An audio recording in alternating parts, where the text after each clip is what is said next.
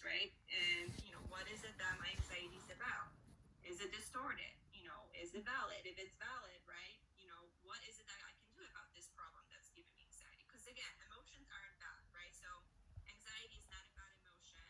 Obviously, kind of generally, it becomes bad if it, takes over and if it lingers on, especially about things, that you can do something about, etc. Right? So if it's an anxiety about, for example, I have to make a huge move over the summer, right? It's normal and okay for me to be anxious about that. There's so many different factors, that I have to deal with. So that anxiety is there to help you take care of things. That's why we evolved to have anxiety, right? So, but if, once you realize that, okay, that anxiety is becoming distorted, right? Like, if I, for example, in this example, like, what if I can't find a house, right? What if everything gets lost, like, right? Then you realize that those thoughts associated with that anxiety are distorted and they need to be challenged, right? So when you're feeling anxious in sleep, you have to, again, kind of familiarize yourself and be comfortable with the anxiety. Where is it coming from? What is it about? What are the thoughts that are coming up with the anxiety?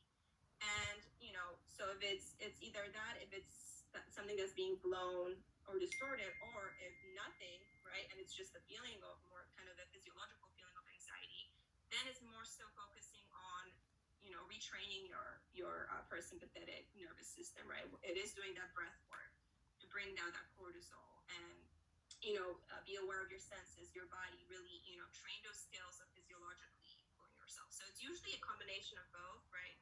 It's a little bit of the physiological and a little bit of the cognitive, but that's what I would start with. Is that anxiety more because of the racing thoughts and the distorted thoughts, and those need to be challenged at that cognitive level, or is it more just lingering in my physiological body? And then so I don't know if that answers your question or kind of guides you maybe how to experiment with that going forward.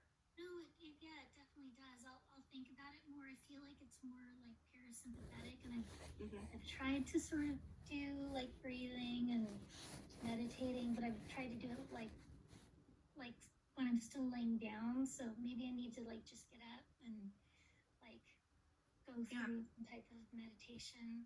But I'll definitely still I'll think more about like if there's more of a root to it. But Yeah, I'm gonna make a little note so we can discuss in a little more detail our individual this week.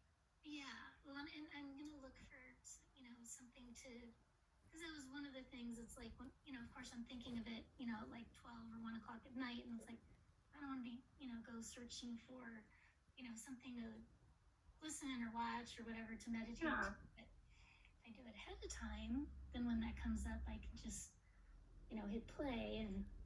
Yeah, definitely. So, having that routine ready to go and kind of, designing a routine to help with, if you find yourself always being anxious at the same time, that's a big clue that, probably a lot of it is that habitual kind of physiological reaction, right? From something that's no longer there. So it might be just implementing a new routine and just trying to change those habits, right? So we can talk more and we can just go into it in more detail and kind of see what we come up with. Okay. Okay. Well, I also want to add, though, that actually the meditation video that was earlier, in that video, the person leading the meditation talks about how when that's a tool, like she talks about, okay, when we feel our anxiety, what we can do is take notice of our feet on the floor. And so when please know, I'm not discounting this video at all. It's not that I'm saying, what I'm saying is that there's so many skills that are needed, counseling as well as learning to adapt. Like, for example, I had anxiety as a kid and I was anorexic. I mean, I got anorexia from anxiety. So I think that because I couldn't eat. So it's like, to say that anxiety doesn't hurt us, I'm sorry. I have to beg to differ. And I think that I didn't say that, Chris. I said that anxiety when it's healthy anxiety. no, that was the messaging I got from the video, was that you can just feel it and you know, what I'm saying is, please know, and we can talk about it later. I just think that what she was trying to do is take a concept that's actually extremely complex and takes a very long process, and I think she has really good intent. That's all. And I'm sorry. I just, Okay. yeah. Okay. Jorge, did anything stand out to you from the video?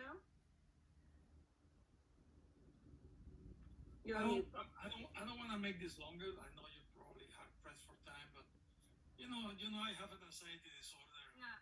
You know, I don't find some of the stuff like Kirsten was saying. I find it sometimes very trite. Mm-hmm. You know, I just don't know what it's like to be with our anxiety. It's like what's outside the universe. Yeah. You know, the thing that I'll say that I said before is not all of these skills will be right for